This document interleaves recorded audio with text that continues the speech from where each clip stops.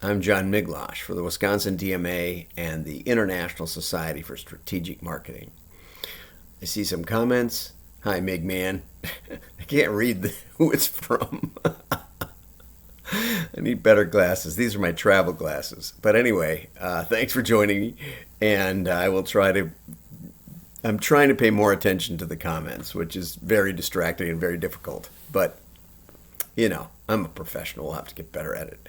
And so we're going to give it a try. I'm in the North Woods up in Minnesota, and we're doing a presentation on mail and AI and all kind digital media, all kinds of stuff on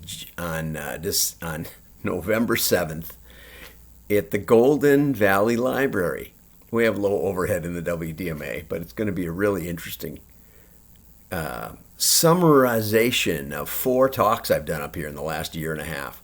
And I think it's going to be really powerful. I'm trying to boil it down to a keynote. And so you'll get to see it first before anybody else. And that ought to be interesting. So hope I see you in Golden Valley, Minnesota on the 7th. I think it starts at 3:30. Yeah, 3:30. Next week I'll be in Boston for a meetup on Thursday in Medford. We haven't decided on what pub. If you have a favorite pub in Medford, let me know. It'll be a lot of fun. We'll talk direct marketing and such, and so that will be a lot of fun. And now, with all that said, let's get to the news. Okay, I took just an enormous amount of putts to get this to work, and it's here are some weird ways to spend money. And now that I've got it all set, and I worked on this like 16 times, but now you can't quite see it. I guess I'm gonna make sure you can see it. Oh, I see what happened. It's not wide enough. That's it. Oh, I don't know. This OBS is so funny and touchy. Scott Adams, I tried to help Scott Adams work it, and he just gave up. But anyway, this is good enough. So, weird ways to spend money. This is from The Hustle. And the first one is collectible Cheetos. And I had to actually put this article together in pieces, cut and paste this into a Word document, and pull the illustration. I didn't understand what this illustration was, but now I get it. Okay? What it is collectible Cheetos. Collectible Cheetos? Yeah, collectible Cheetos because collectible Cheetos. These are Cheetos that someone found in bags of Cheetos and put them together in this sequence, like, this famous evolution of man, which I think is silly, but it's even sillier when it's done with Cheetos. And so there's things that you can spend money on that they've uncovered at The Hustle, and I just thought this was great. And another one was Jesus shoes. These are shoes some studio created that are filled with holy water and infused with frankincense. And for some reason, people are willing to pay $3,000 for them. What a great world we live in. Great world. You can almost get a multi-million-dollar model for $3,000, or you can buy some Jesus shoes. But this is the best one. This is why I really love the article.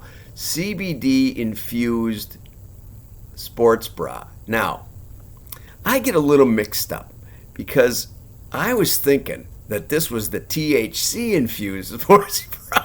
And I was thinking, oh, sure, you give that to your girlfriend, you go out for a run, and all of a sudden things get happy. But the CBD is the pain-relieving, the no-fun piece of marijuana, I think. So, you can correct me if I'm wrong. I'll look in the comments. Now I don't see the comments all of a sudden, and that's normal because you have to do some special clicks on here to get you have to do some stuff that I don't know how to do. Basically, that's just basically it.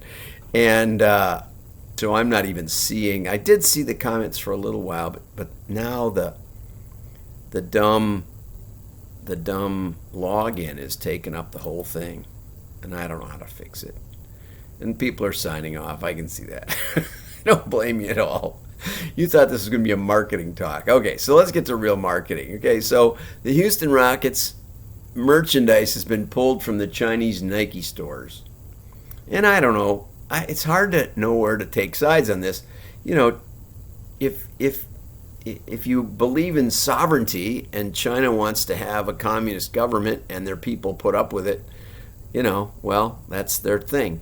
But and they're trying to find a balance between personal freedom and social control. In our country, we have a lot of freedom, and a lot of our politicians want us to be more like China.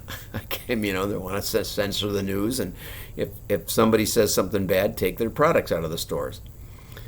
I sort of side with America on this, but I can understand that it's tough when you have competing philosophies living next to each other. And so, when Hong Kong got turned back over to the Chinese, you kind of saw this coming. But be that as it may, we have freedom of speech. So, I do think that the general manager of the Houston Rockets can say what he wants to say in a tweet. I say some things in tweets that you might not agree with. And his products aren't getting pulled in U.S. stores, but apparently they are in China. And this is one of the challenges of today's marketing. You want purpose, and he came out for a great purpose for freedom of expression.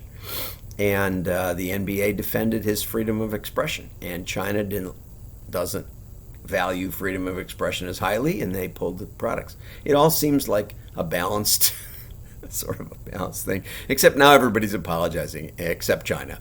And so marketing is tough. That's just all I got to say. Okay. This was an interesting article by Jeremy Watkin from Customer Think, and one of the things I liked best about it was that for the first time ever, when I compress the article, the author actually is correct. So they fixed that piece. Thank you, Customer Think. That helps my day go better. And he makes some good points that over time, what separates the companies that go out of business right away with the companies that don't are their customer obsession. I think that's a big oversimplification. I work with banks that don't care 10 cents about their customers, and it's hard to find a bank that does, right? If somebody has something that you want, like a part for your snowmobile or something, you're going to buy it from them. And they may not have any customer obsession at all. It may take, I sold a cell phone, a smartphone, and it took like 4 weeks for the postal service to get it there. Was it my fault? No, it had nothing to do with me. And the nice lady kept waiting for it, and it finally showed up. But I mean, come on. Anyway, so there's more to business than just the customers. There's the employees. If they all quit, you're out of business. There is competitive pressure. So you invent a new widget that everyone loves and is selling like crazy, but all of a sudden everybody else claims to have the same thing, and they're bigger and they're better distribution and all the rest. So in spite of the fact that this is a point, and you should be open to feedback, and feedback hurts. I don't think it's just about fear of failure, fear of exposure, all this sort of thing. Sorry, Jeremy, but you sound like a journalist and not a businessman.